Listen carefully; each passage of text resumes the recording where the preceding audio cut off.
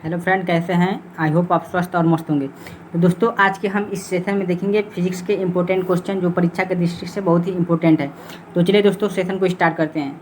देखिए दोस्तों, सेशन का पहला प्रश्न आ चुका है। इसमें दिया हुआ है ऊष्मा सबसे तेज़ी से संचरित होती है। आपको बताना है किसके द्वारा ऊष्मा सबसे तेज़ी से संचरित होती है।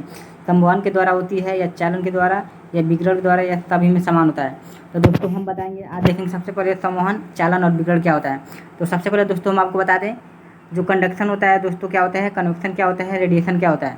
तो दोस्तों हम बता दें, रेडिएशन दोस्तों आपको, जब हम सूर्य के प्रकाश को देखते हैं उससे जो हीट उत्पन्न होती है दोस्तों, वो रेडिएशन के थ्रू ही आता है। और दोस्तों कन्वेक्शन कहाँ पर लागू होता है दोस्तों, तो कन्वेक्शन दोस्तों जब हम किसी बर्तन के पानी को गर्म करते हैं तो हमारे कन्वेक्शन के थ्रू ही पानी गर्म होता है। और दोस्तों जब मान लीजिए कुकर लिए हैं, कुकर का जो हैंडल गर्म होता है, ठीक है, वो हमारे कंडक्शन के थ्रू होता है। यानी कि देखिए, जब हम लोग हीट यहाँ देखिए, हीट जब इसको हम इस बर्तन में दे रहे हैं, हीट यहाँ से, तो हीट जब दे रहे हैं, इस बर्तन का पानी दोस्तों क्या हो रहा है, इसका पानी जो छोटे से छोटे कण है अपना स्थान छोड़ करके दूसरे स्थान में जा रहा है। दूसरा जो कण है अपना स्थान छोड़ के पहले वाले कण के पास आ जा रहा है। इस प्रोसेस को दोस्तों हम लोग बोलेंगे कन्वेक्शन। और दोस्तों जब हम बर्तन में जब यहाँ पर हीट दे रहे हैं, इसके थ्रू दोस्तों जो हैंडल गर्म हो जा रहा है, हीट तो यहाँ दे रहे हैं लेकिन इसी के थ्रू दोस्तों यहाँ पर हीट, ये क्या हो रहा है, हैंडल गर्म हो रहा है, तो ये हमारा कंडक्शन कहलाता है। ठीक है दोस्तों, अब देखिए इस साइड में जो भी पदार्थ होगा वो जब गर्म होगा हमारा रेडिएशन के थ्रू, यानी कि डायरेक्ट यहाँ पर हीट जा रहा है। तो दोस्तों रेडिएशन के थ्रू दोस्तों क्या होता है, उसमें सबसे तेज़ी से संचरण होती है। ठीक है दोस्तों, आई होप आप समझ चुके होंगे इसका राइट आंसर क्या होगा। तो दोस्तों इसका राइट आंसर हो जाएगा विकिरण के द्वारा दोस्तों क्या होता है, उसमें सबसे तेज़ी से संचरित होती है। तो चलिए दोस्तों अब अगला प्रश्न देखते हैं। ठीक है दोस्तों, अब अपना अगला प्रश्न देख लेते हैं, इसे मिटा देते हैं, एक बार देख लीजिए फिगर को। ठीक है, उसके बाद से अगला प्रश्न देखते हैं। अगला प्रश्न दोस्तों आपकी स्क्रीन के सामने आ चुका है। इसमें दिया हुआ है सिलिकॉन है। सिलिकॉन क्या है आपको बताना है। सिलिकॉन क्या अर्धचालक है, या सुचालक है, या कुचालक है, इनमें से कोई नहीं। तो दोस्तों सिलिकॉन हमारा क्या है, सिलिकॉन एक प्रकार का दोस्तों क्या है, अर्धचालक है। जर्मेनियम में दोस्तों एक प्रकार का हमारा क्या है, वो भी क्या है, अर्धचालक ही है। ठीक है दोस्तों, उसके बाद से दोस्तों अगला प्रश्न देखते हैं। अगला प्रश्न दोस्तों आपकी स्क्रीन पर आ चुका है। इसमें दिया हुआ है ध्वनि की तीव्रता को मापते हैं।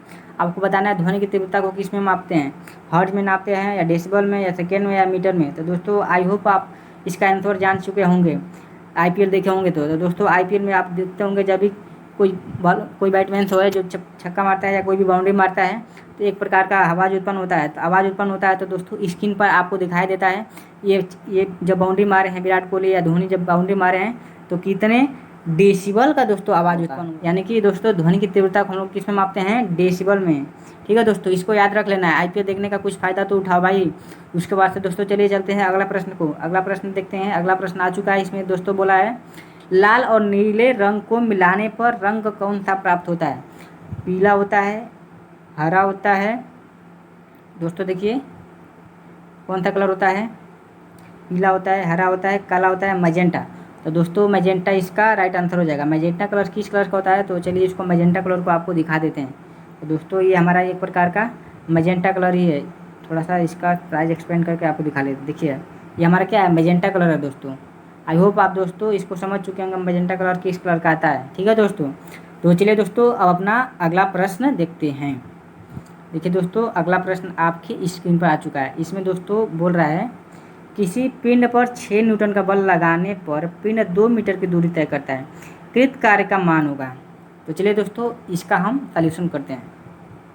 तो इसमें दिया है दोस्तों किसी पिंड पर, ठीक है दोस्तों, यानी कि कोई आपका पिंड होगा। ठीक है, इस पर दोस्तों क्या हो रहा है, हम लोग 6 न्यूटन का फोर्स लगा रहे हैं। ठीक है, 6 न्यूटन का फोर्स लगा रहे हैं।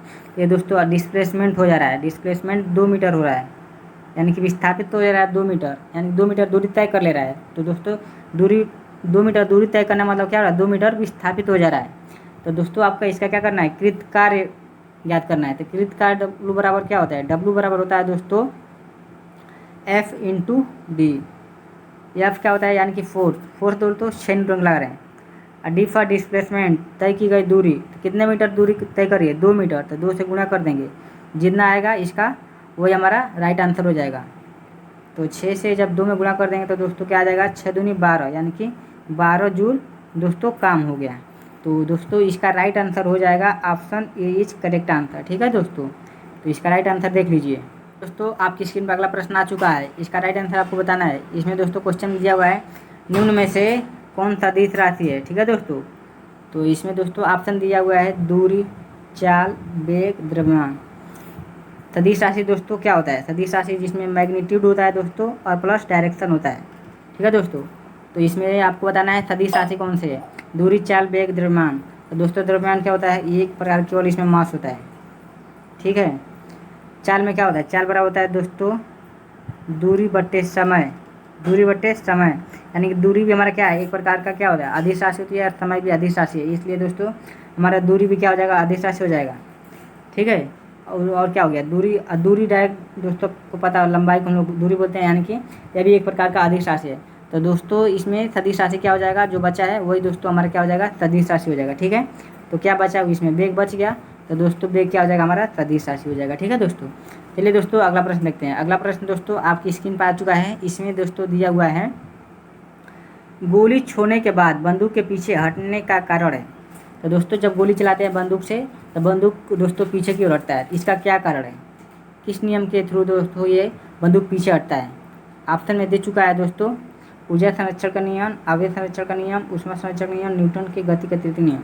तो दोस्तों इसका राइट आंसर हो जाएगा न्यूटन के गति का तृतीय नियम, यानी कि क्रिया प्रतिक्रिया का नियम।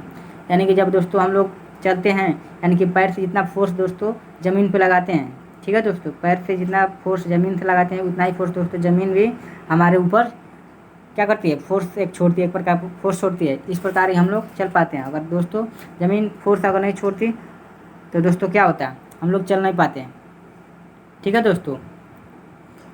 उसी प्रकार दोस्तों जब बंदूक से गोली चलाते हैं, जितने स्पीड से दोस्तों गोली बंदूक से निकलती है उतना ही स्पीड से दोस्तों क्या होता है? हमारा बंदूक भी पीछे की ओर हटता है। आई होप दोस्तों इसका आंसर आप बहुत ही इजीली समझ चुके होंगे। तो दोस्तों हमारा क्वेश्चन इतना ही था। आई होप आप इन सभी प्रश्नों का आनंद लिए होंगे। तो दोस्तों अगर इन सभी प्रश्नों का अगर PDF चाहिए तो दोस्तों डिस्क्रिप्शन में टेलीग्राम चैनल का लिंक है, उसके थ्रू आप इसका PDF ले सकते हैं। तो चलिए दोस्तों अगर आप चैनल पर नए हैं तो चैनल को सब्सक्राइब कर लीजिएगा इसी प्रकार का और वीडियो देखने के लिए। अभी तो ये फिजिक्स का केवल क्लास चल रहा है, मैथ का भी क्लास चलेगा जल्द ही, 1-2 दिन में मैथ का भी क्लास चालू हो जाएगा। तो चलिए दोस्तों यहीं पर सेशन को समाप्त करते हैं। जय हिंद।